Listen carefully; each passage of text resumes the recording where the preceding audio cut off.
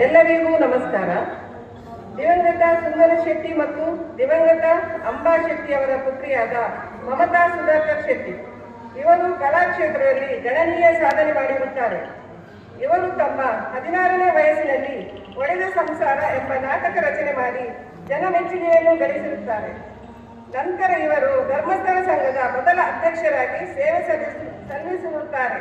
ಅಧ್ಯಕ್ಷರಾಗಿ ಇರುವಂತಹ ಸಮಯದಲ್ಲಿ ಜನಜಾಗೃತಿ ಮೂಡಿಸುವಂತ ಪ್ರದರ್ಶನಗಳನ್ನು ನೀಡಿ ಹಲವಾರು ಬಹುಮಾನಗಳನ್ನು ಗಳಿಸಿರುತ್ತಾರೆ. ಅದರಲ್ಲಿ ಪ್ರಮುಖವಾಗಿ ಏಡ್ಸ್ನ ಬಗ್ಗೆ ಅರಿವು ಮತ್ತು ಮದ್ಯಪಾನ ಚಟದ ಅರಿವು ಹಾಗೂ ಹೆಣ್ಣು ಮಕ್ಕಳ ಬಗ್ಗೆ ಅರಿವು ಮತ್ತು ವಿದ್ಯಾಭ್ಯಾಸದ ಬಗ್ಗೆ ಅರಿವು ಮೂಡಿಸುವಂತಹ ಹಲವಾರು ಪ್ರದರ್ಶನಗಳನ್ನು ನೀಡಿರುತ್ತಾರೆ. ಇವರು ಲಯನ್ಸ್ ಕ್ಲಬ್ನ ಅಧ್ಯಕ್ಷರಾಗಿ ಚೆನ್ನೈಯಲ್ಲಿ ನಡೆದ ಲಯನ್ಸ್ ಕ್ಲಬ್ನ ಛದ್ಮವೇಷ ಸ್ಪರ್ಧೆಯಲ್ಲಿ ಪ್ರಥಮ ಬಹುಮಾನ ಪಡೆದಿರುತ್ತಾರೆ. ಅದಲ್ಲದೆ ಬಂಟರ ಯಾನೆ ನಾಡವರ ಮಾತೃ ಸಂಘದಲ್ಲಿ ನಡೆದ ಬಂಟರ ಸಮ್ಮೇಳನ ಕಾರ್ಯಕ್ರಮದಲ್ಲಿ ತುಳುನಾಡಿನ ಸಂಪ್ರದಾಯಕ್ಕೆ ಸಂಬಂಧಪಟ್ಟ ಹಲವು ನಾಟಕ ನಿರ್ದೇಶಿಸಿ ನಟಿಸಿ ಜನಮೆಚ್ಚುಗೆ ಪಡೆದಿರುತ್ತಾರೆ. ಯಕ್ಷಗಾನ ಕ್ಷೇತ್ರದಲ್ಲಿ ಗಂಡಸರಿಗೆ ಸಮಾನವಾಗಿ ಜನಮೆಚ್ಚುಗೆ ಗಳಿಸಿರುತ್ತಾರೆ. ನಟಿಸಿ ಜನಮೆಚ್ಚುಗೆ ಗಳಿಸಿರುತ್ತಾರೆ.